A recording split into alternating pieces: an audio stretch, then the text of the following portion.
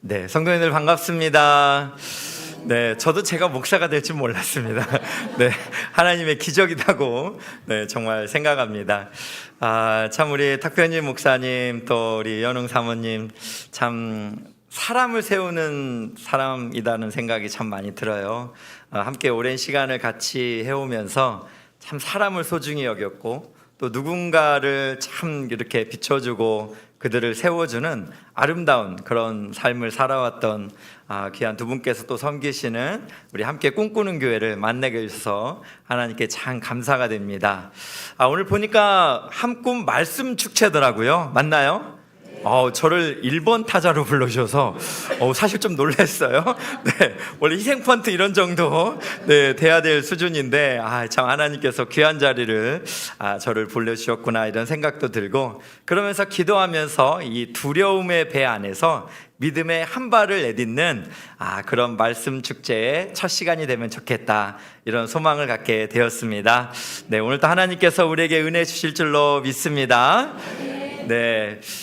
여러분 그 돈키호테 저자는 이런 말을 했어요. 두려움이라는 것은요 다양한 눈을 가지고 있다라는 말을 했어요. 두려움이라는 것이 진짜 많은 눈을 가지고 있다라는 거예요. 그러다 보니까 우리가 두려움이라는 것에 한번 딱 빠지면 인생 감옥이라고 하죠. 더 이상 아무것도 할 수 없는 감옥에 갇힌 일들이 자기의 삶 속에 나타날 수 있다는 거예요.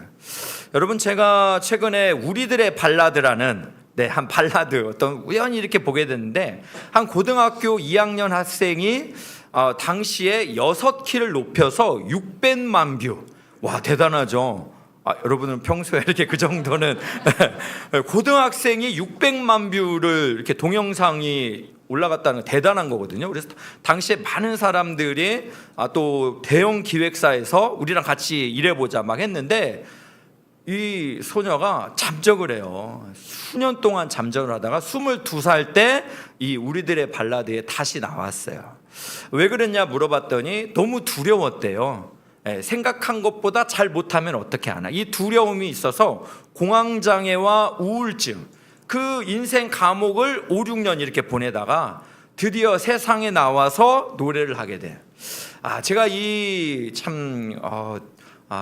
것을 TV로 시청을 하면서 이 두려움이라는 것이 진짜 우리를 인생 감옥에 갇히게 하고 한 발짝도 내딛지 못하도록 하는구나라는 생각이 들었습니다. 그럼 여러분 어떻습니까? 현재의 삶 속에서 두려움이 가득합니까? 아니면 하나님이 주신 용기로 나 한번 할 수 있다 이런 자신감이 가득 차 있으십니까? 여러분 오늘 본문은 우리가 잘 알고 있는 예수님께서 이제 오병이어의 기적을 일으키신 이후에 제자들을 배에 태워서 먼저 너희가 갈릴리 바다를 건너가라 하시고 예수님은 기도하러 산에 가신 그 이야기를 오늘 본문의 배경을 가지고 있습니다. 그런데 이제 이 배가 어땠습니까? 술이죠. 이 땅에서 한 5km 정도 시간에 이 배가, 그것도 새벽 3시에서 6시 밤 4경쯤 되었을 때에 우리가 알고 있는 것처럼 거센 바람과 큰 물결이 이렇게 참 제자들만 탄 배에 나타났습니다. 여러분 이들이 가졌을 두려움은 상상 이상이죠. 왜냐하면 현재적으로 이 거센 바람, 큰 물결, 당장 죽을 수밖에 없겠다 이런 생각들이 얼마나 많이 들었겠습니까? 또 죽음이라는 이 공포는요 여러분 사람을 두려워하고 떨게 만드는 것입니다. 이런 엄청난 두려움의 속에서 여러분 오늘 본문이 우리에게 주시는 이 두려움의 밤을 지날 때 우리가 기억해야 되는 두 가지가 먼저 있습니다. 그 첫 번째는 무엇이냐면 예수님은 우리를 찾아오시는 선한 목자다라는 사실이에요. 여러분 신앙생활을 계속하면서 우리가 무슨 생각을 하게 되냐면, 신앙생활은 우리가 답을 알지 못해도 하나님을 신뢰하면서 끝까지 걸어가는 것이 신앙생활이다라는 생각이 듭니다. 그래서 신앙생활을 한마디로 정의하면 신앙생활은 왜가 아니라 어떻게 더 중점을 둬야 된다라는 생각이 들어요.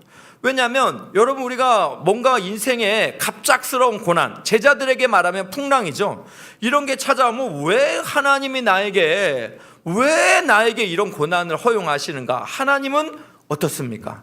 때로는 너무너무 침묵하시는 것 같고 때로는 절대로 나한테 말 안 하는 것 같고, 또 우리 가정에 이렇게 고난이라는 폭탄 하나 던져주고 하나님은 멀리 그냥 도망쳐버린 것 같은, 여러분 그런 느낌이 들 때가 얼마나 많습니까? 그래서 우리가 신앙생활에 마주대야 하는 고난을 왜 그러십니까? 라는 질문을 가지고 하나님께 나가면 답을 할 수가 없는 거예요. 그런데 우리의 신앙생활이라는 건 무엇입니까? 이러한 고난의 환경에서 하나님이 어떻게 인도하시는가? 제자들로 말하면 마찬가지죠. 오병이어를 경험하고 이제 제자들은 떠나기를 싫어했어요. 오늘 말씀 22절을 보니까 재촉하사라는 말씀이 나와요. 예수님의 제자들을 막 재촉하는 거예요. 떠나기 싫어하는 제자들을 막 등 떠밀면서 빨리 여기 떠나라, 배 타고 떠나라, 이렇게 말씀하는 거잖아요. 그래서 제자들은 이렇게 배를 타고 이렇게 떠나는 과정에, 그러니까 예수님 말씀에 순종한 것밖에 없어요. 순종했는데 그들이 경험한 건 뭡니까? 거센 바람과 큰 물결, 죽음이라는 이 고난을, 이 두려움을 마주대야 한 거 아닙니까? 여기서 왜 예수님은 나를 떠나라고 했나? 왜 예수님은 오병이어의 기적 속에 있지? 왜 이렇게 답을 찾는다면 아무것도 해결되지 않습니다. 여러분이 지금 마주대하고 있는 이 왜라는 질문보다는 하나님이 이러한 고난에 어떻게 인도해 주실지, 그에 대한 신뢰를 우리가 회복할 수 있기를 바랍니다. 여러분, 그래서 참 우리가 이 말씀을 잘 살펴보면 예수님께서 이제 물 위를 걸어오시잖아요. 당시에는요, 여러분, 사람들이 죽으면은 유령이 근처에 머물렀다, 이런 생각이 있었대요. 그래서 갈릴리 바다에는 죽은 사람들의 홀령이 떠다닌다, 이런 생각을 가지고 있었던 거예요. 그런데 지금 이 큰 위기의 상황에서 지금 이 거센 바람, 큰 물결에 예수님께서 걸어오시는 거잖아요. 그러면서 하시는 말씀이 27절 말씀입니다. 한번 보겠습니다. 안심하라, 나니 두려워하지 말라. 여러분, 그렇습니다. 우리 예수님께서는요, 우리의 선한 목자가 되십니다. 우리를 절대로 이 고난이라는 이 바다 물결 가운데 혼자 두지를 않는 분이에요. 우리의 선한 목자가 되셔서 우리의 삶을 인도하신다라는 약속입니다. 여러분, 이 말씀을 묵상하면서 저는 이전에 2015년경에 분당우리 교회 시절에 제가 이렇게 배꼽 이렇게 탈장 수술을, 우리 아내가 자세하게 너무 말하지 말랬는데 어쨌든 탈장 수술을 이렇게 받았습니다. 수술을 받을 때 보니까 이 목사가 항상 수술 받는 성도님들 위해서 막 기도해 주는 건 가능했는데, 제가 수술대 위에 누워보니까 이건 또 딴 얘기가 되더라고요. 그동안 이분들이 굉장히 두려웠겠구나, 마음이 들었습니다. 그러면서 이제 수술실에 딱 들어가는데, 저의 동료 목사가 시편 23편 여호와는 나의 목자시니, 여기까지 딱 하고 그 다음은 안 했어요. 그러니까 제가 수술실에 누워서 뭐 하겠어요. 여호와는 나의 목자시니 내게 부족함이 없게, 막 이렇게 암송을 하고 있는데, 왼쪽에서 커튼이 딱 쳐져 있는데 뭔가 슬픈 여성의 울음소리가 막 들렸어요. 이건 두려움의 울음이었어요. 그러니까 큰 수술을 앞둔 어느 이름 모를 얼굴 모를 그런 분이었어요. 정말 마음 같아서는 또 목사의 이런 또 직업의식이 발동해서 이렇게 커튼을 딱 열면서 괜찮으세요? 이렇게 물어보고 싶었던, 그러나 제가 그럴 수 없잖아요. 왜냐하면 저도 수술대 위에 이제 수술 받아야 되는 환경이에요. 그러면서 제가 들었던 게, 인생의 정말 위태위태한 순간에 나에게 선한 목자, 시편 23편에 선한 목자가 있다라는 것이 이렇게 큰 위로구나, 이렇게 큰 감사구나 라는 생각이 들었습니다. 시편 23편 4절 말씀 한번 보겠습니다. 내가 사망의 음침한 골짜기로 다닐지라도 해를 두려워하지 않을 것은 주께서 나와 함께 하심이라. 주의 지팡이와 막대기가 나를 안위하시나이다. 할렐루야. 여러분이 죽음이라는 이 상상하지 못할 두려움 속에서 선한 목자 되신 주님이 있다라는 거, 우리에게 큰 위로가 되는 줄로 믿습니다. 그래서 저는 오히려 저도 수술대 위에 섰지만 그 이름도 얼굴도 모르는 그분을 위해서 하나님께서 저분의 선한 목자가 되어 주십시오 라고 그렇게 기도를 할 수 있었습니다. 오늘 예배하는 귀한 우리 성도님들, 어떠한 두려움 속에 있습니까? 이 외로운 인생길, 괴로운 인생길, 여러분 누구하고도 이 고통을 마주할 수 없고 나눌 수 없는 그 홀로 된 인생 속에서 우리와 함께 하시는 선한 목자 되신 우리 주님이 함께 하심을 믿으시기를 주님의 이름으로 축복합니다. 네, 여러분 두 번째로 우리가 생각해 볼 것이 있습니다. 두려움의 밤을 지날 때 우리가 기억할 것은 바로 예수님은 천지 만물을 다스리시는 하나님이시다라는 말씀입니다. 여러분 예수님께서는요 천지 만물을 다스리시는 하나님이십니다. 여러분 믿으십니까? 오늘 마태복음 14장을 읽었지만 마태복음 8장에서 이미 제자들은 예수님과 함께 배를 타다가 풍랑의 그 어려움을 한번 경험한 적이 있습니다. 여러분 기억나십니까? 그때 이들이 풍랑을 경험하면서 예수님께서 배 뒤에서 주무시고 계셨어요. 우리가 죽게 된 것을 왜 돕지 않습니까? 예수님을 이렇게 원망을 했을 때 예수님께서 뭐라 하십니까? 마태복음 8장 26절 보겠습니다. 예수께서 이르시되 어찌하여 무서워하느냐? 믿음이 작은 자들아 하시고 곧 일어나사 바람과 바다를 꾸짖으시니 아주 잔잔하게 되거늘. 지금 바람과 바다를 어떻게 했다고요? 꾸짖었다. 여러분 여기서 꾸짖었다라는 말이 헬라어로 에피티마오라는 말인데요. 이것은 책망하다, 벌하다라는 의미를 갖고 있어요. 그러면 바람과 바다를 책망하고 벌할 수 있는 사람은 여러분 그보다 더 높은 권세를 가지신 하나님이시다라는 말씀입니다. 맞습니까? 여러분 믿으십니까? 바람과 바다를 꾸짖을 수 있는 존재가 이 땅에 있습니까? 존재가 없어요. 그런데 예수님은 바람과 바다를 꾸짖으시자 바람과 바다가 순종하며 잔잔해졌습니다. 여러분 예수님께서는 천지 만물을 주관하시는 하나님이신 줄로 믿습니다. 여러분 이것을 또 확인할 수 있는 본문이 욥기서 9장 8절입니다. 한번 보겠습니다. 그가 홀로 하늘을 펴시며 바다 물결을 밟으시며. 네, 우리 하나님께서는 어때요? 홀로 하늘을 펴시는 분입니다. 또 하나님께서는 어떤 분입니까? 바다의 물결을 밟으시는 분이신 줄로 믿으시기를 축복합니다. 바다의 물결을 밟으실 수 있는 유일한 하나님이 지금 제자들이 풍랑 가운데 고통 겪고 있을 때 바다의 물결을 밟으면서 걸어오셨다라는 것. 여러분 이것을 통해서 예수님이 천지 만물을 통치하시는 하나님이신 줄로 믿으시기를 주님의 이름으로 축복합니다. 그렇다면 여러분 이 두 가지 우리가 잊지 말아야 되겠죠. 두려움의 밤 속에 첫 번째는 뭘 기억하라고요? 예수님은 우리의 선한 목자가 되신다. 또 두 번째는 또 예수님은 천지 만물을 다스리시는 하나님이시다. 여러분 이 두 가지 사실을 정말 믿으십니까? 여러분 이 두 가지 사실을 우리가 믿는다면 이 인생길을 걸어가면서 여러분 우리가 인생의 삶이 많은 것이 달라질 수 있으리라는 생각이 들어요.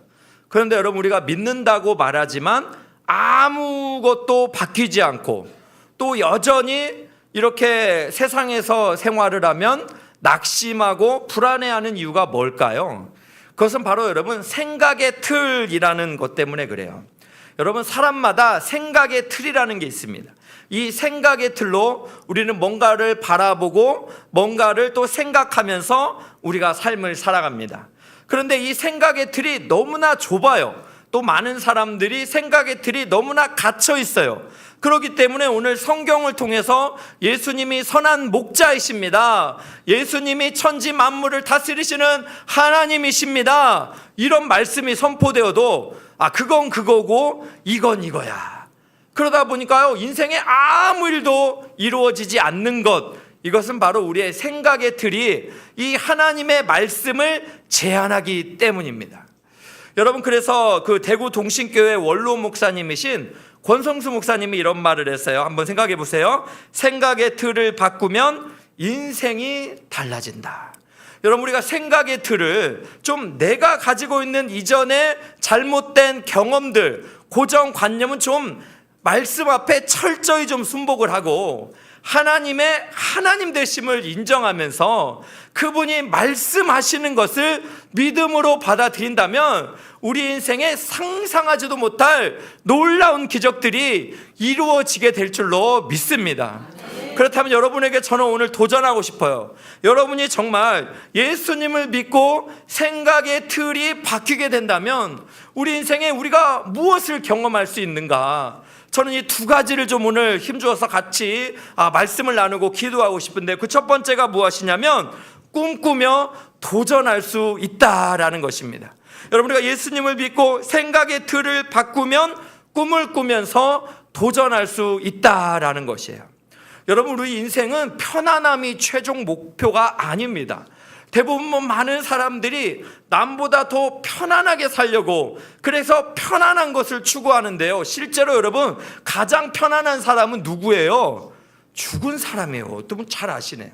여러분, 편안으로 여러분 우리가 정의를 내린다면, 그게 우리의 목표라면 가장 편안한 사람은 그냥 죽은 사람이에요. 여러분, 살아있는 사람은요, 또 예수를 정말 주로 고백하는 사람은 편안함이 우리의 목표가 아닙니다. 우리를 이 땅에 보내신 예수 그리스도, 그분이 우리의 삶 가운데 무엇을 이루시기를 원하시는지, 거기에 우리가 모든 영적인 초점을 맞추고 그렇게 걸어가는 것, 여러분, 그것이 우리의 목표가 돼야 돼요. 그런데 우리가 편안하지 못해서 여전히 한숨을 쉬고 있는 경우가 얼마나 많나요? 여러분, 오늘 우리가 잘 알고 있는 본문의 말씀에 제자들을 살펴보면 배 안에 있는 것이 가장 편안해요. 굳이 베드로처럼 예수를 바라보면서 이렇게 배 밖으로 나가는 거는 목숨을 걸어야 되는 이 엄청난 일이에요. 누가 그 미래를 보장할 수 없는 일들을 그렇게 하려고 합니까? 그러나 여러분, 예수님이 지금 고백하셨잖아요. 선한 목자시고 이 천지 만물을 다스리는 하나님이다. 이걸 믿는다면 우리가 배 안에서 그냥 갇혀서 배 안에서 편안한 삶을 사는 거, 이거 주님 뜻이 아니에요. 여러분, 이런 말이 있잖아요. 아무 일도 하지 않으면 아무 일도 일어나지 않는다. 그래서 유명한 묘비가 있잖아요. 그 사람이 뭐라고 합니까? 아무 일도 하지 않았을 때 묘비 이름을 뭐라고 썼냐면, 내 우물쭈물 하다가 내 그렇게 될 줄 알았다, 뭐 이런 묘비명을 지었다 그러잖아요. 그러니까 우물쭈물 하다가 아무것도 하지 않으면 여러분 인생에 아무 일도 일어나지 않는다라는 말씀입니다. 여러분, 오늘 말씀을 보면서 베드로는 이 무리를 걸어오시는 예수를 보면서 제자들과는 완전히 달랐어요. 그는 이전에 오병이어를 경험시켜 주신 예수 그리스도, 풍랑과 또 바다를 잠잠케 하신 예수 그리스도, 그 생각의 틀이 조금씩 확장되었던 것 같습니다. 그래서 여러분, 마태복음 14장 28절을 한번 보도록 하겠습니다. 베드로가 말합니다. 주님, 만일, 주여 만일 주님이시거든 나를 명하사 무리로 오라 하소서라고 이렇게 요청을 하고 있는 거예요. 나를 명해 달라는 거예요. 나에게 주님이 선포해 달라라는 것입니다. 주님이시면은 나를 오라라고 말씀하라는 거예요. 그때 여러분 29절에 예수님이 뭐라 하십니까? 오라 하시니 베드로가 배에서 내려 무리로 걸여서 예수님께로 갔다라고 오늘 성경은 우리에게 분명히 말씀해 주고 있습니다. 여러분, 이 말씀을 통해서 우리가 생각해 볼 수 있는 건 뭐예요? 예수님을 믿는 사람들은요, 생각의 틀을 좀 확장할 필요가 있습니다. 그래서 예수를 믿고 우리가 예수님 안에서 도전하고자 하는 그런 꿈을 우리가 좀 꿀 수 있었으면 좋겠다라는 생각이 듭니다. 여러분, 저는 이 말씀을 묵상하다가 무슨 생각이 좀 들었냐면, 죄송합니다. 잠깐만요. 눈물을 좀 닦고 말씀을 전하고 싶네요. 네. 무슨 생각이 좀 들었냐면, 어느 목사님이요, 항상 인생이 힘드니까 하나님 고난을 좀 지나가게 해주세요, 이렇게만 기도를 했대요. 그런데 어느 날 이 목사님이 꿈을 꾸었는데, 이 목사님이 배를 타고 이렇게 바다를 가고 있었어요. 그런데 여전히 막 암초가 올라와 있고 막 고난이 많고 그랬대요. 그때 이 목사님이 꿈속에서 하나님 도와주세요, 막 이런 기도를 올려드렸다고 합니다. 그랬더니요, 이 꿈속에서 어떤 일이 일어납니까? 이 목사님은 이 고난이라는 암초를 다 제거해 주시기를 위해서 기도했는데, 하나님은 어떻게 하십니까? 물의 수위를 높이니까 이 타고 있던 배가 오히려 이러한 암석들을 오히려 뛰어넘으면서 그 고난을 지나가게 하셨다라는 거예요. 여러분, 저는 여기에 굉장한 또 인사이트가 있다고 생각해요. 우리도 인생을 살면서 그 사람 좀 내 인생에서 좀 이렇게 좀 하나님 좀 비껴가게 해주세요. 하나님 좀 이런 고난 좀 제발 좀 내가 좀 어떻게 좀 해주세요. 치워달라는 기도를 많이 하는 것 같아요. 그러나 하나님의 계획은 무엇입니까? 우리가 상상하지 못하는 제3의 플랜입니다. 그래서 하나님은 물의 수위를 높이시듯이 우리의 영적인 믿음을 더욱 성장시키셔서 고난을 바라보는 생각의 틀을 바꿔주시고 하나님을 향한 절대적인 믿음으로 오히려 그 고난을 뛰어넘을 수 있게 해주신다라는 약속의 말씀입니다. 여러분이 약속의 말씀을 정말 믿으십니까? 그렇다면 우리 인생에 골리앗과 같은 그러한 많은 두려움이 있을지라도 다윗과 같은 믿음으로 여러분 나아가야 되지 않겠습니까? 여러분 어떤 분이 그런 묵상을 하더라고요. 여러분 이 다윗은 이렇게 돌멩이 하나로 골리앗을 무너뜨렸잖아요. 그러나 다윗은 마치 요즘 시대에 샤프심 하나 던졌어도 아마 골리앗은 다 쓰러져 죽었을 것이다, 이런 묵상을 했어요. 왜 그렇습니까? 하나님의 전쟁이니까, 하나님이 함께 하시니까. 여러분 이것을 믿었던 다윗은 어떻게 고백합니까? 사무엘상 17장 한번 보도록 하겠습니다. 너는 칼과 창과 단창으로 내게 나아오거니와 나는 만군의 여호와의 이름 곧 내가 모욕하는 이스라엘 군대의 하나님의 이름으로 내게 나아가노라. 할렐루야. 사랑하는 귀한 성도 여러분, 골리앗과 같은 두려움의 많은 일들이 있다면 다윗처럼 이 만군의 여호와의 이름, 나와 함께 하시는 이스라엘의 하나님의 이름으로 담대히 믿음의 발을 배 밖으로 주님이 오라는 명령에 순종하면서 한 걸음씩 한 걸음 내딛는 여러분 되시기를 진심으로 축복합니다. 여러분 저는 그런 의미로서 함께 꿈꾸는 교회라는 이 이름이 너무너무 좋아요. 어떻게 교회 이름을 이렇게 잘 지을 수 있을까? 제가 정말 감탄이 될 정도로. 근데 가만히 묵상을 해보니까 우리 탁병진 목사님이 정말 함께 꿈꾸는 분이세요. 꿈을 꾸는데 혼자 꿈꾸는 게 아니고 함께 꿈꾸세요. 맞습니까? 제가 이번에 큰 도전을 받았던 게, 제가 평소에도 이 함께 꿈꾸는 교회에 참 감동을 많이 받아요. 참 제가 지난 성탄 때는 안성재 셰프가 막 오셨더라고요, 여기에. 그래가지고 막 대단한 교회다네. 너무너무 놀랬던 그런 기억이 또 많이 나는데, 그러면서 이번에는 또 전교인 수련회를 그렇게 막 멋지게, 그것도 제가 여기 들어오기 전에 교역자가 기획한 게 아니라 성도님들이 기획을 해서 성도님들이 그러면서 엄청나게 저게 감동을 줬어요. 이 석양을 이렇게 한번 착 바닷가를 걸어보래요. 생각만 해도 이스라엘 백성들이 딱 손잡고 하나님을 받아보며 홍해바다를 건너는 것 같다는 이런 엄청난 도전을 주시는. 그래서 저도 거기 언제 갈까 이런 생각하고 있습니다. 제가 오늘은 왜 이게 눈물이 나는지 잘 모르겠어요. 여러분 함께 꿈꾸는 교회입니다. 맞습니까? 함께 꿈꿀 수 있다는 것 자체가 참 행복한 것 같아요. 맞나요? 인생은요, 나 혼자 외로운 길인 것 같아요. 그냥 누군가 내가 살면서 내 편 한 명 있으면 좋겠다, 이런 생각 들 때도 많아요. 그런데 이렇게 함께 꿈꾸는 분들이 함께 이렇게 모여서 하나님의 꿈을 위해 한 걸음 한 걸음 걸어간다면, 하나님께서 이 교회를 통해서 얼마나 영광을 받으실까, 하나님께서 이 교회를 통해서 얼마나 많은 사람들을 살리실까, 그런 생각을 하면 참 감동이 되는 줄로 믿습니다. 우리 함께 꿈꾸는 교회는 1만 성도 파송의 꿈으로 세워진 교회잖아요. 여러분 그냥 그렇게 하려고 모인 게 아니에요. 하나님의 꿈이, 완벽한 꿈이 함께 이 기쁨 속에서 하나님의 영광을 드러내면서 이 어두워진 세상에 그렇게 빛으로서 이 교회를 세워주신 줄로 믿습니다. 그렇다면 여러분 함께 꿈꾸셔야죠. 한 꿈 말씀 축제 대단해요. 저는 정말 너무 감동받아. 어떻게 이런 생각을 했을까. 제가 참 많이 또 오늘 또 도전을 받습니다. 저희 교회는 수요일날 예배가 없습니다. 오늘 수요 예배를 드리는 걸 보면서 성도님들 너무 행복하겠다. 영적으로 함께 모여 예배하고 말씀 축제를 하고, 정말 이 교회 하나님이 기뻐하시는 교회인 줄로 믿습니다.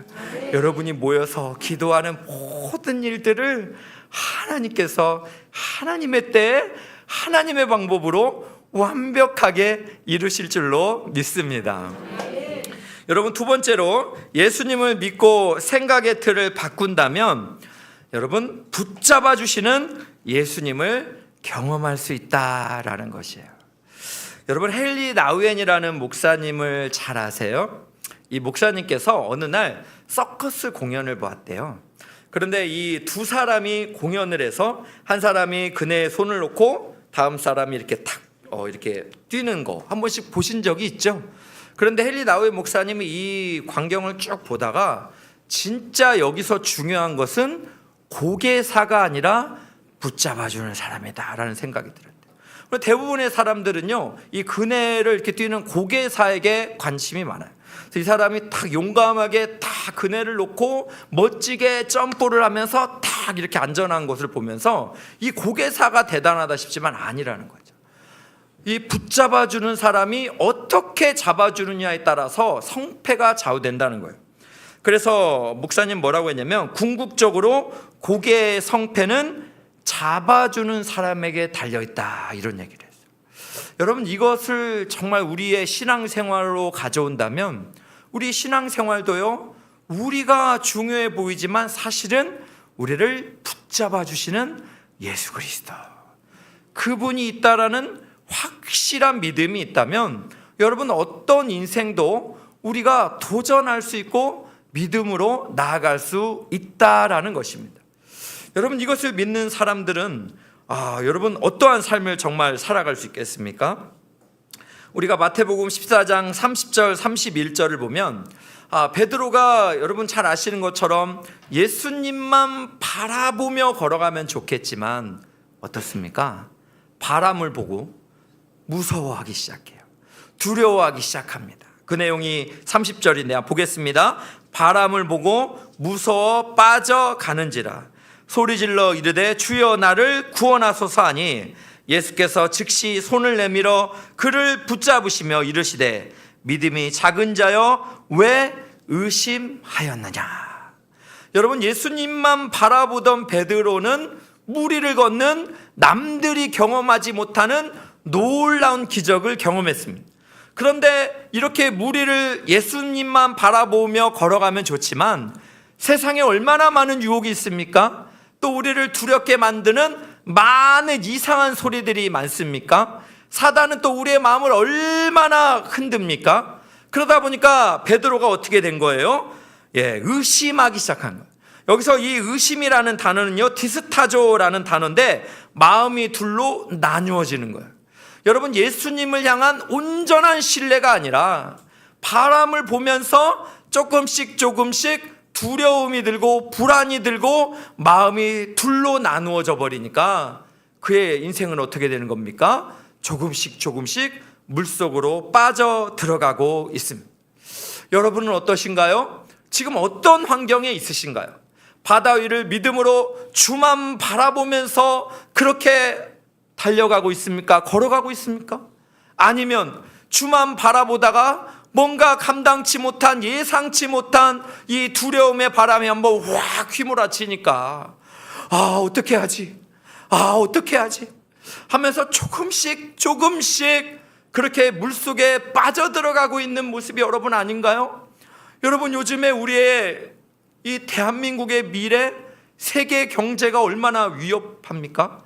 관세에 대한 이야기, 또 대한민국의 여러 가지 정말 경쟁, 비교, 판단, 우리의 청소년 자녀를 둔 부모님들 얼마나 두렵습니까?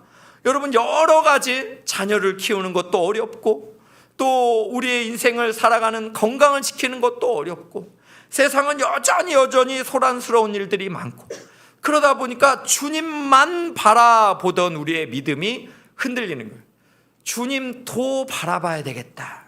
이렇게 이스라엘의 혼합주의처럼 둘로 나눠지고 있는, 그래서 물속에 빠져들어가고 있는 분들이 혹시 여러분들은 아닐까요? 여러분, 이때는 우리가 어떻게 해야 돼요? 주님을 불러야 돼요. 그때 주님께서 베드로를 이렇게 붙잡아 일으키십니다. 여러분, 이 장면을 제가 어떤 화가들이 참 멋지게 그림을 그려와서 제가 좀 사진을 가져왔어요. 한번 보여주시면 감사하겠습니다. 이 첫 번째 사진은 어떤 그림입니까? 물속에 빠진 베드로가 주님을 바라보는, 여러분, 저 절박함을 느껴집니까? 내가 정말 물속에서 죽는구나, 끝이구나, 나는 이곳이 마지막이구나, 이런 생각이 들 때에 누가 지금 나를 건지시면서 손을 내미시는 거예요. 나를 붙잡아 주시는 예수 그리스도, 그분이 나를 향해서 여전히 손을 내밀고 있으심을 믿으시기를 축복합니다. 또 두 번째 그림도 한번 보여주시면, 두 번째 그림은 이제 예수님께서 완벽하게 붙잡아서 완전히 구원해 주시는 이 놀라운 은혜를 지금 우리에게 말씀하시는 거예요. 여러분, 우리 주님이 우리를 붙잡아 주십니다. 믿으십니까? 붙잡아 주시는 예수님을 믿는다면 우리가 믿음 안에서 다양한 일들을 도전할 수 있을 줄로 믿습니다. 그런데 여러분, 현실은 어떻습니까? 현실은 우리가 참 영적 침체에 참 많이 빠지는 것 같아요. 하나님의 말씀을 우리가 참 많이 까먹어요.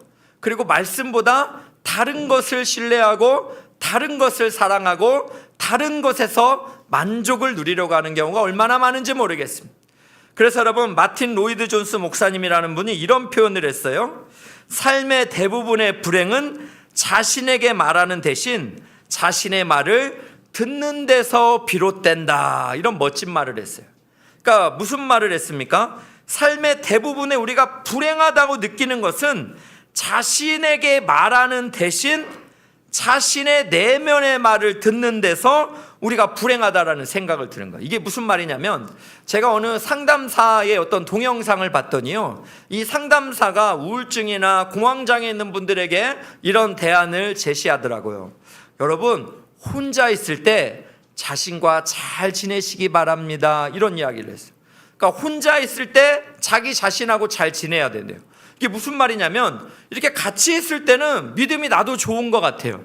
이곳에서 같이 찬양하고 기도할 때는 나도 산을 옮길 만한 믿음이 있는 것 같아요. 그런데 혼자 내가 방 안에 들어가고 혼자 내가 직장과 고난의 여러 가지 환경을 직면하면 내 내면의 소리를 자꾸 듣는다는 거예요. 그래, 네가 뭐 해봤자, 네가 뭐 그거 된 적을 경험한 적 있어? 또 너 같은 것이 뭘 한다고, 막 이런 말들, 자기의 자존감을 완전히 깎아버리는. 그러니까 예수님은 완전히 없고, 또 자기 자신의 내면만을 들어보니까 자기의 능력, 실력, 또 과거의 실패, 경험, 또 누군가의 상처와 아픔, 자꾸 이런 것만 있으니까 혼자 있으면 불안한 거예요. 혼자 있으면 뭔가 잘 될 것 같지가 않은 거예요. 그러니까 자기 내면에서 자꾸만 사탄이 나에게 막 이야기하는 것들, 그런 것들에 귀를 기울이고 그런 것들을 자꾸 생각하다 보니까 나는 불행하다라고 생각한다는 거예요. 그래서 여러분, 마틴 로이드 존스 목사님 한 말 다시 한번 볼까요? 한번 보여주세요. 삶의 대부분의 불행은 자신에게 말하는 대신 자신의 말을 듣는 데서 비롯된다. 그렇기 때문에 대부분 불행은 내 내면의 음성을 듣는 것이 아니라 내 내면에 하나님의 말씀을 선포하라는 것입니다. 내 내면에 생명의 말씀을 그렇게 선포하라는 것이에요. 여러분, 그래서 여러분, 우리가 마가복음 5장을 보면 어떤 일이 있습니까? 회당장 야이로의 그 딸이 아팠잖아요. 그래서 회당장 야이로가 이 예수님을 찾아왔고, 예수님이 이 회당장 야이로의 딸을 고쳐주려고 가는 중간에 혈류병 걸린 여인을 만나면서 지체한단 말이에요. 그러자 사람들이 두려워하고 이 아버지가 두려워합니다. 또 이 아이가 죽었다는 소식을 듣게 되잖아요. 그때 예수님이 이렇게 선포하는 거예요. 마가복음 5장 36절입니다. 한번 보겠습니다. 예수께서 그 하는 말을 곁에서 들으시고 회당장에게 이르시되 두려워하지 말고 믿기만 하라. 뭐라고요? 두려워하지 말고 믿기만 하라. 여러분, 이 말씀을 여러분 스스로에게 좀 선포하면 좋겠어요. 여러분, 저도 참 목사잖아요. 제가 주일날은 성도님들이 저를 위해 많이 기도해 줘서 이렇게 막 열정으로 하나님의 말씀을 선포합니다. 그러나 월요일이 되면 어떻게 돼요? 저도 자연인으로 돌아가요. 네, 피곤하고 졸리고, 네, 그렇잖아요. 긴장도 다 풀어지고. 그런데 저희 사역반 집사님 한 분이 제가 주일날 설교한 내용을 진짜 제가 설교한 것보다 더 자세히 잘 적어요. 그러면서 제 카톡방에, 이 사역반 카톡방에 딱 올려줘요. 그러면은요, 제가 월요일 아침에 이 자연인의 모습에서 이 말씀을 딱 읽으면서 무슨 생각이 드는 줄 아세요? 아멘. 이게 어제 내가 설교한 말씀이구나. 그러면서 그냥 스스로 감사하다. 이런 설교를 할 수 있었다니 감사하다. 이건 내 안에서 나온 능력이 아니다. 이런 생각을 하면서 감동을 먹습니다. 그러면서 결심합니다. 하나님 말씀을 선포했으니 이제는 이 말씀대로 일주일을 살아보겠습니다. 제 마음에다가 선포하는 거예요. 여러분, 오늘 여러분에게, 여러분 스스로에게 좀 선포하면 좋겠습니다. 여러분이 두려워하는 거, 불안해하는 거, 여러분의 내면의 음성을 듣는 게 아니라 오늘 저를 따라 한번 같이 선포해 보세요. 두려워하지 말고 믿기만 하라. 예수님이 회당장 야이로에게 하는 명령 아닙니까? 이 명령을 내가 나 자신에게 선포하기 원합니다. 두려워하지 말고 믿기만 하라. 우리의 자녀의 교육 문제, 또 우리의 장래의 진로의 문제, 또 앞으로의 우리의 가정의 경제적인 문제, 앞으로의 관계의 문제, 여러 가지 감당할 수 없는 이 바다 물결을 혼자 걷고 있는 것과 같은 여러분 그런 환경, 때로는 물속에 깊이 침체되어지고 있는 이런 환경에서 두려워하지 말고 믿기만 하라는 이 말씀이 여러분에게 내면에 선포되어지는 은혜가 있기를 주님의 이름으로 축복합니다. 여러분, 저는 설교를 마치면서 두 가지 이야기를 좀 하고 싶어요. 첫 번째는 무엇이냐면, 여러분, 저희 그 교회는 참 이제 29개 교회가 분립개척이 되면서 이 강북의 서쪽에 개척 장소를 찾았어요. 그런데 저희 교회는 이제 분당우리교회에서 분리된 성도님들이 흩어져 있다 보니까 주차장이 아주 필수였어요. 그리고 저희가 분당에서 또 멀리 있다 보니까 이게 인간적인 생각에 임대료도 감당이 안 되고, 그래서 하나님께 기도하기를, 하나님 제발 학교를 주십시오. 예배할 수 있는 학교를 주십시오. 그런데 안 되더라고요. 그래서 저는요, 공포의 3시가 있어요. 공포의 새벽 3시. 사실은 너무나 행운하잖아요. 29명 안에 들어간 것도 기적이고, 분당우리교회 성도님들과 함께 불개척 멤버가 되었다는 게 너무나 정말 행운 아닙니까? 그런데도 눈앞에 보이는 현실이 보이니까 저는요, 새벽 3시에 눈을 뜨면 이 준비하는 1년 기간에 막 잠이 안 왔어요. 그래서 새벽 3시에 막 인간적인 머리를 막 세다 보면 아침이 밝고, 그래서 되게 여러분이 코로나 환경에서 저 안 봐서 다행이에요. 그때 만약에 저를 만났으면 정 목사 표정이 왜 저래? 저분 내가 믿는 목사님, 이럴 정도로 아마 시험에 들었을 수도 있어요. 그 정도로 저는 믿음도 바닥이고, 왜? 현실의 한계가 너무너무 느껴지니까. 그래서 하나님이 저를 1년 동안 기도를 시키셨어요. 그러면서 하나님이요, 때로는 또 어떤 또 학교가 뭐 크리스찬 학교가 될 뻔했는데 주변에 또 이웃 교회가 반대해서 또 못 가요. 이런 말도 안 되는 일들로 막 경험하면서 두 손 두 발 들고 정말 하나님이 1년의 기도를 들으시고 12월 마지막 주에 이메일 하나 썼던 것이, 이 넌크리스찬 학교에 하나님이 예비하신 한 모교의 집사님이 우리를 보증해 주면서, 여러분 지금의 추계예술대학교 넌크리스찬 학교에 우리가 매주일마다 예배를 드리고 있습니다. 여러분, 하나님의 기적인 줄로 믿습니다. 교회를 위해서 1만 성도 파송을 위해서 기도했던 모든 분당우리 교회 성도님들과 성도님들의 기도의 열매인 줄로 믿습니다. 그래서 저는 이제 그 학교에서 다니면서 섬기면서 우리 교회가 이 추계예술대학교를 복음화시켜야 되는데 이런 기도를 막 열심히 해요. 또 이전에 영웅고등학교가 정말 십몇 년 기도해가지고 오륜교회가 기독교 학교로 이렇게 변화되었던 그 놀라운 간증을 제가 알고 있기 때문에 하나님 우리에게도 추계예술대학교가 이 추계재단이 예수 믿는 재단이 되게 해서 이거를 성도님들과 함께 막 기도를 열심히 했습니다. 그런데 이제 추석 전에 제가 이제 이런 생각이 어느 날 들은 거예요. 기도하다가. 그러면 추계예술대학교의 총장님은 누가 전도하지? 성도님들이 이렇게 열심히 기도하는데 그걸 내가 믿는다면 누가 전도하지? 여러분 누가 전도해요? 네, 저밖에 없어요. 네. 제가 만날 거잖아요. 네. 그러면서 이게 마음에 부담이 확 와가지고 하나님 제가 전도해야 되는군요. 저밖에 없군요. 저만 만나니까. 그래서 정말 기도하면서 이찬수 목사님 책 하나 사가지고 정말 이번에 만나가지고 우리 분당의 목사님이신데요. 한번 읽어보시고요. 함께 신앙생활하면 좋겠어요. 막 이런 마음을 첫 발을 이제 디디기 제가 시작했습니다. 네, 이렇게 기도하면서 시작을 했는데요. 여러분 이제 저희 교회도 새생명 축제를 앞두고 있어요. 그래서 지난 주일날 제가 강단에서 저 추계재단이 예수님을 믿는 기독교 대학이 또 기독교 재단이 될 줄로 믿습니다. 막 이런 기도를 성도님들과 아멘 하면서 막 기도하고 선포를 했습니다. 여러분 이 일을 누가 하실 수 있습니까? 하나님이죠. 주가 일하시네 신뢰하며 걷는 자에게. 여러분 이 찬양을 막 들으면서 주님 일해 주십시오 막 이렇게 기도를 드렸어요. 근데 제가 오늘 이 말씀을 준비하면서 여러분 이곳에 오면서 제가 알게 된 사실이 있어요. 갑자기요 그 재단에 있는 이 학교에 중고등학교 초등학교 다 있어요. 대학교까지. 갑자기 중앙여고라는 이 학교에서 저희 교회로 전화가 왔어요. 그러면서 11월 6일 날 추수감사 예배가 이전에는 있었대요.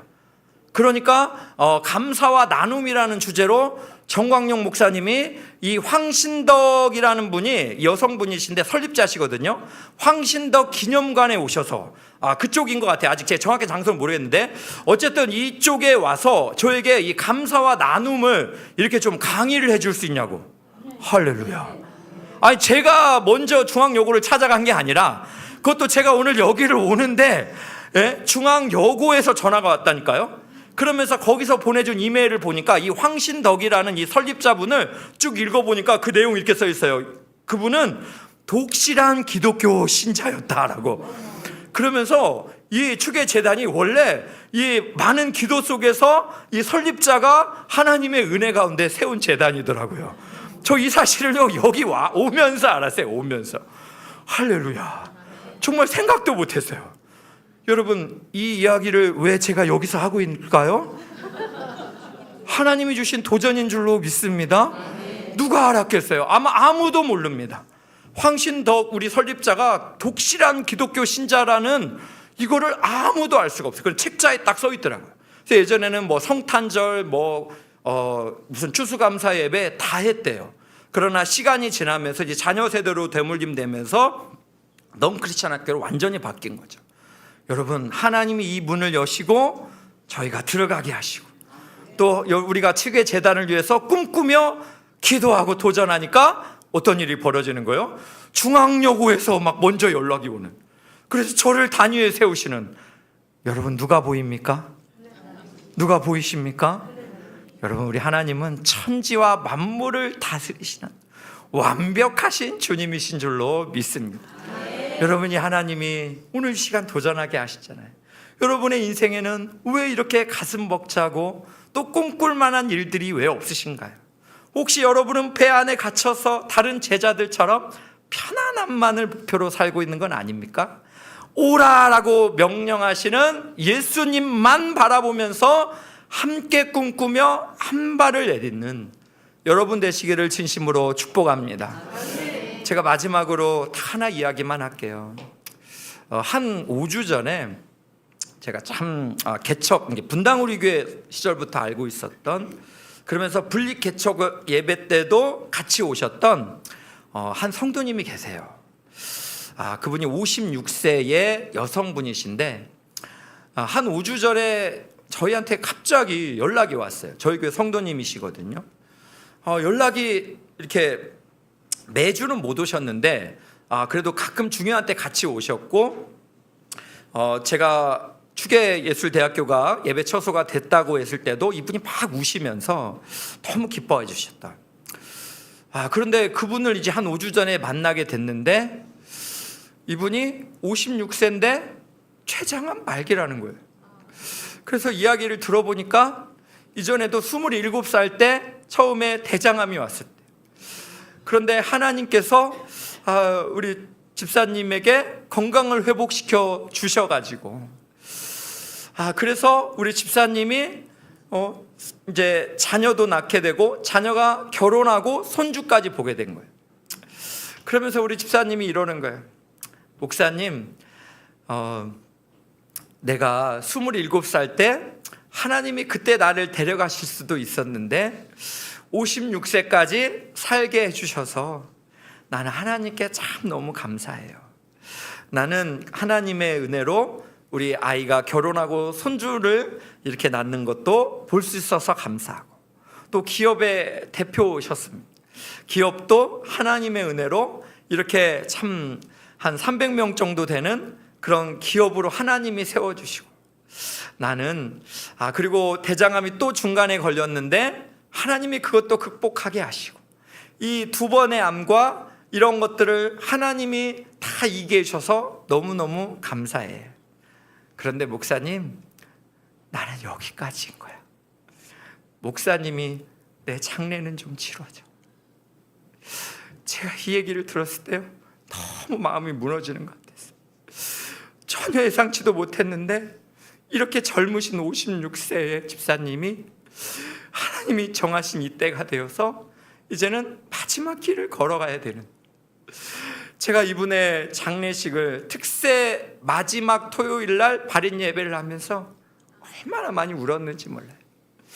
그런데 예배를 드리는데 그분과 함께 하셨던 정말 수많은 사람들이 함께 이 장례 행렬에 참여하면서, 그리고 그 아들이 성인이 됐죠. 저에게 그러는 거예요. 목사님, 우리 엄마 진짜 잘 살았어요. 정말 좋은 일 많이 하셨어요. 이렇게 얘기를 해주시는데 제가 너무나 위로가 됐던 것 같습니다.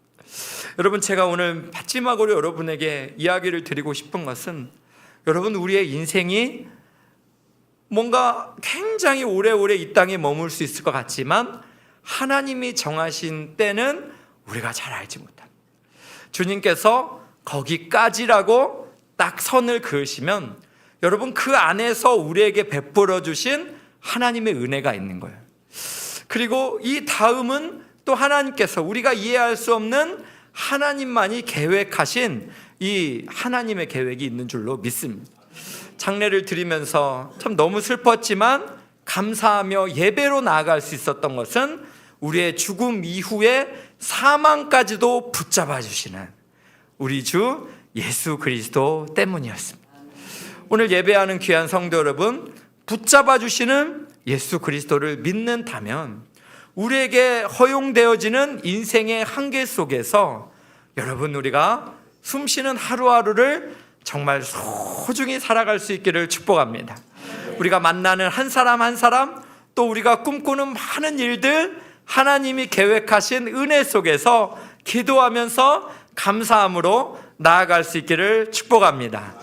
우리 하나님께서 시편 37편 23절 24절에 이렇게 말씀하셨습니다. 마지막으로 한번 보겠습니다. 여호와께서 사람의 걸음을 정하시고 그의 길을 기뻐하시나니 그는 넘어지나 아주 엎드려지지 아니함은 여호와께서 그의 손으로 붙드심이로다. 아멘. 여호와께서 사람의 걸음을 정하신 줄로 믿습니다. 우리의 걸음을 하나님이 기뻐하시는 줄로 믿습니다. 때는 우리도 베드로처럼 넘어지지만 아주 엎드러지지 않는 것은 여호와께서 그의 손으로 붙들고 계시기 때문인 줄로 믿습니다. 오늘 예배하며 또 말씀 앞에 나아가는 사랑하는 귀한 함께 꿈꾸는 교회 우리 성도 여러분, 주 안에서 정말 사랑합니다. 제가 목사님을 또 사모님을 사랑하니까 예배를 드리는데 하나님의 이 사랑이 너무나 또 여러분에게 향하더라고요. 하나님께서 여러분을 사랑하시는 줄로 믿습니다.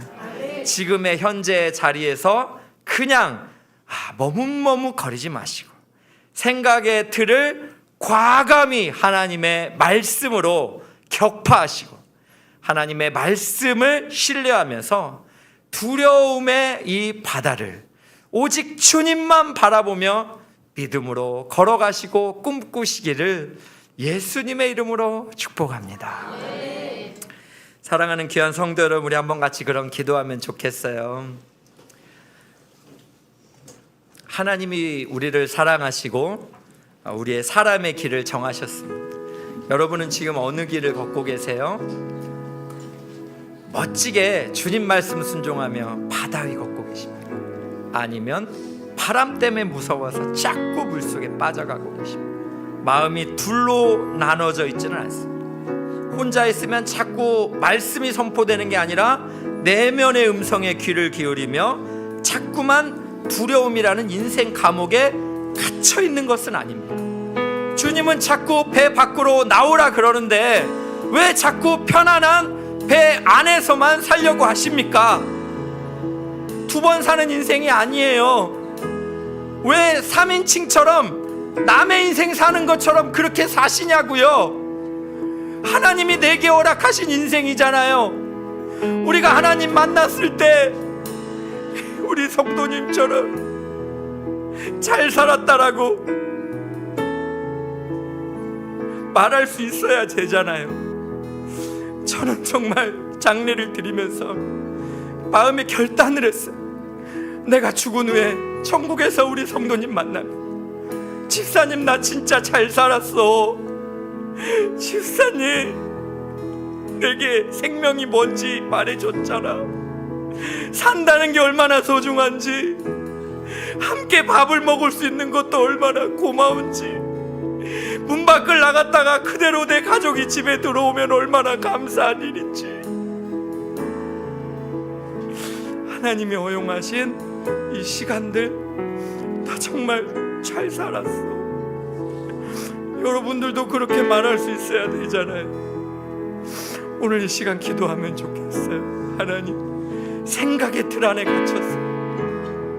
여전히 아무 일도 일어나지 않는 것처럼 내 인생에 어떠한 도전도 없는 그런 삶이 아니라 무리에서 오라라고 부르시는 예수 그리스도, 믿음의 첫 발을 내딛는 순종하는 발걸음만 했는데 바다 위를 걷는 기적을 경험하게 해주시는 예수 그리스도, 그 위대한 항해를 혼자가 아니라 귀한 우리 목사님과 교역자와 또 우리 순장님들과 함께 성도님들이 걸을 수 있는, 함께 꿈꾸는 교회, 함께 꿈꾸는 교회, 바로 우리인 줄로 믿습니다. 우리 시간 한번 같이 기도합시다. 하나님, 은혜를 주옵소서. 하나님, 나에게 말씀을 선포하여 주옵소서. 우리 합심해서 한번 같이 기도하겠습니다. 사랑이 많으신 하나님 아버지, 우리의 인생길에 하나님 우리가 너무나 부끄러운 모습이 많습니다. 하나님 아버지, 때로는 너무나 위축되고 때로는 바람을 보면서 두려움에 빠져서 그렇게 자꾸만 가라앉고 있습니다. 하나님 아버지, 나를 불쌍히 여겨주시고 하나님 내게 은혜 베풀어 주시고 아버지 함께하여 주옵소서. 오늘도 기도하며 예배하는 사랑하는 성도님들을 축복하여 주옵소서.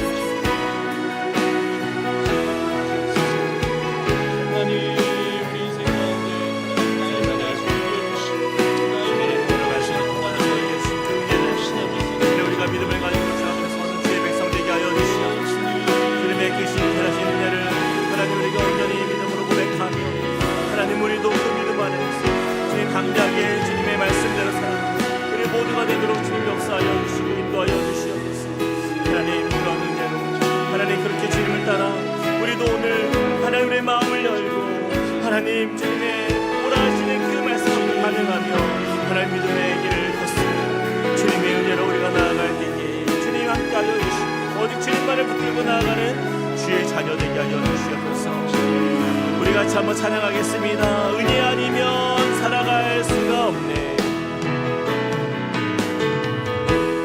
은혜 아니면 수가 없네. 모든마저도 다 주의 것이니 모든마저도 다 주의 것이니 세상 평안과 위로 내게 없어도 세상 평안과 위로 내게 예수 없어도 오직 예수뿐이네. 오직 예수뿐. 우리 다시 한번 고백합시다. 은혜 아니면 살아갈 수가 없네. 은혜 아니면 살아갈 수가 없네. 호흡마저도 다 주의 것이니 세상 평안과 위로 내게 없어. 예수 오직 예수뿐이네. 오직 예수뿐. 아멘. 크신 계획 크신 계획 다 볼 수도 작은 없고 고난에 지쳐도 작은 고난에 지쳐도 주께 묶인 주께 묶인 나의 모든 삶 견디게 하시네. 은혜 아니면 은혜 아니면 살아갈 수가 없네. 나의 모든 것 다 주께 맡기니 참된 평안과 위로 내게 주신 주 예수 오직 예수뿐이네. 우리 자네 같이 한번 기도할 때에 오늘 말씀에서 예수님은 우리를 찾아오시는 선한 목자라고 말씀했습니다. 선한 목자는요 그 양을 위하여 자신을 다 내어 주시기까지 그 양을 지키기 위하여 목숨까지도 아까워하지 않는 그러한 보호자가 되심을 우리가 믿습니다. 주님 말씀하세요. 안심하라. 난이 두려워하지 말라. 근데 우리가 불안해하는 그 모든 것들을 보면은 그 선한 목자를 못 믿는 거예요. 예수님은 그런 분입니다. 우리 인생에 주님이 계심이 얼마나 감사한가. 선한 목자가 계신데 우리는 왜 그 안에서 두려워하며 걱정하며 염려하는가. 우리 시간에 다시 한번 주님 앞에 기도할 때 주님 우리에게 믿음을 허락하여 주십시오. 주님을 온전히 신뢰할 수 있는 그 믿음 안에서 우리가 자유케 되길 소망합니다. 주님이 어떤 분인지를 우리가 오늘 말씀을 통하여 들었는데 주님 천지 만물을 다스리시는 하나님이 되심을 내가 믿게 하여 주십시오. 우리 주님이 그런 분임을 내가 선포합니다. 그런 선한 목자가 내 인생을 이끄시고 지키시고 함께 하시기에 주님 오늘 이 밤부터 나는 내 모든 두려움과 염려와 걱정을 주님께 맡기오니 주님 자유케 하시는 주님을 보게 하여 주시옵소서. 우리가 다시 한 번 더 기도하며 나가시겠습니다. 사랑과 은혜 하나님 주님을 의지합니다. 하나님 우리의 선한 목자가 되시는 우리의 삶을 이끄시는 우리 주님의 그 사랑과 은혜 앞에 하나님 이 외롭고 괴로운 인생길 속에 우리의 고백은 바로 이것입니다. 주님 우리를 지키시고 함께 하시며 우리를 세워가시는 예수 그리스도 그 선한 목자가 우리 가운데 함께 하시며 우리가 믿습니다. 하나님 그 은혜 안에서 우리가 자유한 믿음을 허락하여 주시옵소서.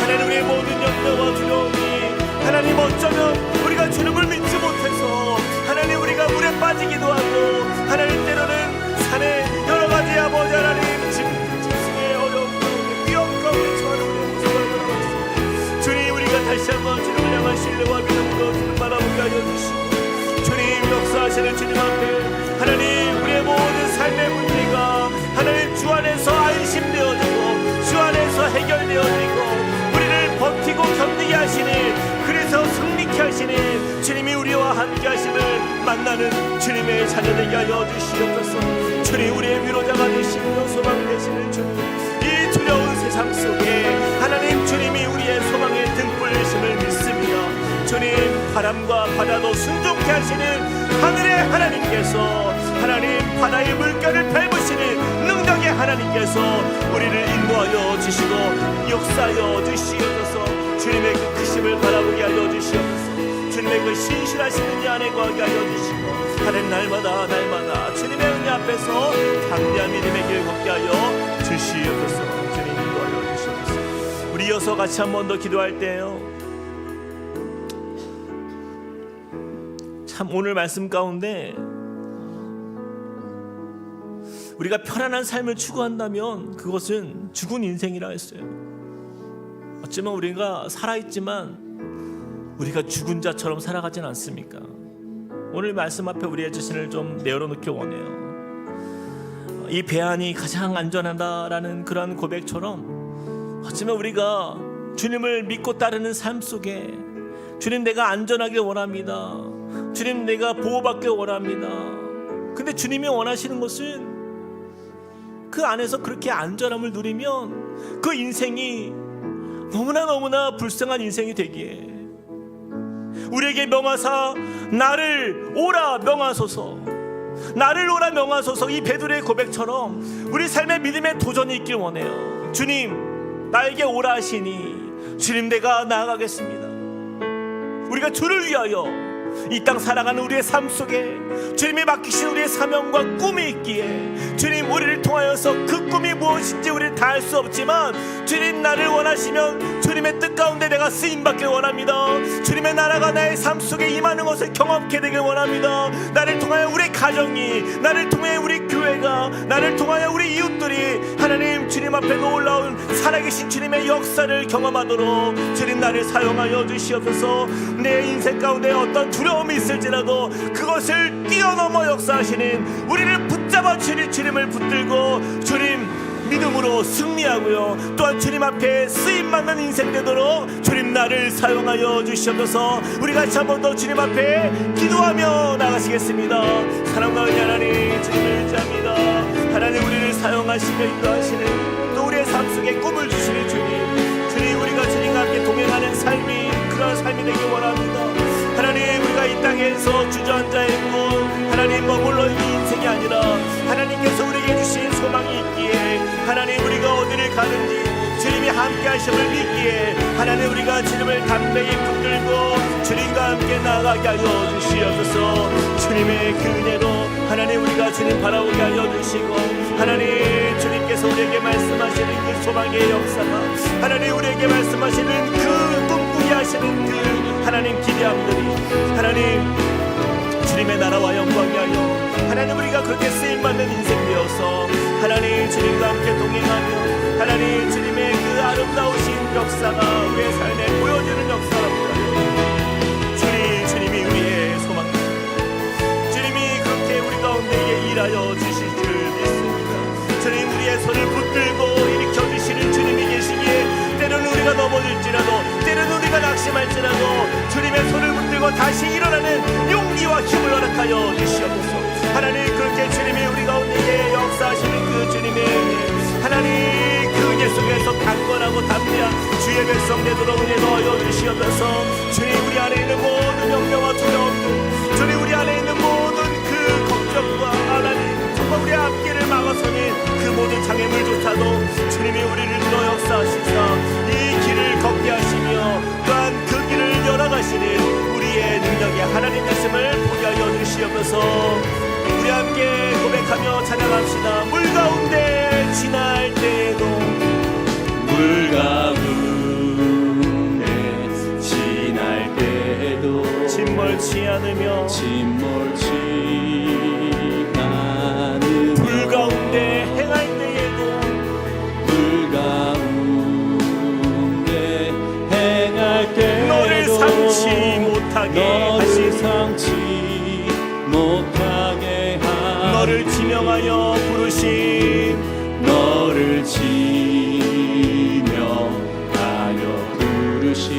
하나님 큰 사랑, 너를 구속하여 살리신 하나님 내게 말씀하시네. 하나님 내게 말씀하시네. 두려워 말라.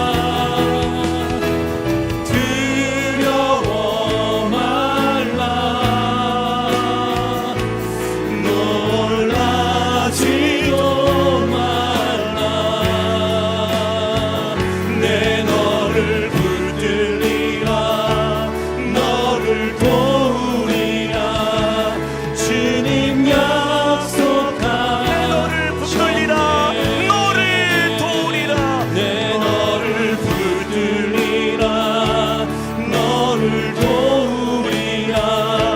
주님 약속하셨네.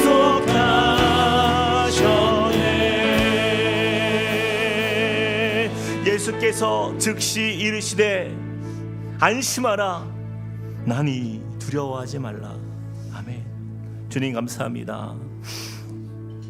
우리 작은 믿음의 인생 속에 참 주님과 세상 앞에서 참 두려워하며 낙심하는 우리의 인생, 주님 우리의 선한 목자가 되시고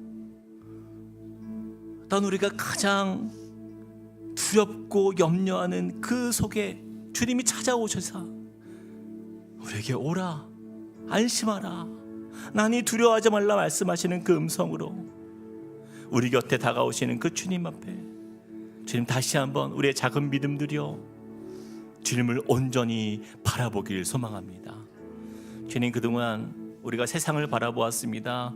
바람의 그 풍파 앞에서 너무나 염려되고 두려워서 주님 그렇게 홀로 밤을 지새며 낙심하여 절망하여 슬퍼하며 너무나 홀로 된 인생같이 너무나 외로운 삶처럼 주님 그렇게 지내왔던 우리의 골방에서의 시간들이, 주님 이 말씀을 통하여 다시 한번 세임 주시고 우리의 손을 붙들어 주시기 위하여 그 자리에 찾아오신 예수님, 그렇게 주님이 우리의 삶 속에 찾아오신 그 은혜, 그렇게 나를 오라 명하소서 우리가 고백할 수 있는 가장 안전한, 가장 우리를 안전케 하시는 우리 주님의 품 안에 안기길 소망합니다. 주님, 우리가 이 말씀 붙들고 살게 하여 주시사 언제든지 그 어떠한 어려움의 순간이 다가올지라도 주님의 그 손을 붙들고 그 낙심의 자리에서 담대하게 일어설 수 있는 은혜의 삶 되도록 우리를 축복하여 주시옵소서. 때로는 우리가 인생 속에 물에 빠질 때가 있지만 그럴지라도 우리의 손을 붙잡아 주시는 주님이 내 곁에 계심을 믿고 그곳에서 오랫동안 머물러 있는 것이 아니라 주님과 함께 걸어가는 우리의 믿음의 삶이 이것만큼 복되고 기쁘고 감사한 일이 없음을 선포하며, 주님 나의 손을 붙잡아 주시는 그 예수님의 손을 붙들고 또 나머지 한 손으로는 나처럼 낙심하였던 그 한 영혼을 일으켜 세울 수 있는 그런 하나님께 쓰임받는 소망의 사람, 꿈꾸며 도전하는 믿음의 삶 되어서 주님의 나라가 나의 삶을 통하여 아름답게 펼쳐지는 역사를 보게 하여 주시옵소서. 이제는 우리 주 예수 그리스도의 은혜와 하나님 아버지의 크신 사랑과 성령님의 감동감화 교통하심이 오늘 말씀을 통하여서 물 위로, 두려움의 배 안에서 물 위로 걸어오라 말씀하시는 주님의 음성 듣고 담대하게 그 밖을 나아가 주님 앞에 담대하게 주님의 손을 붙들고 주님과 함께 내가 걷겠습니다, 주님 내가 일어서겠습니다, 주님과 함께 믿음으로 도전하겠습니다 고백하는 주님의 백성들 머리 위에, 그리고 그 가정과 함께 꿈꾸는 교회 위에 이제로부터 영원토록 함께 하시기를 간절히 축원하옵나이다. 아멘.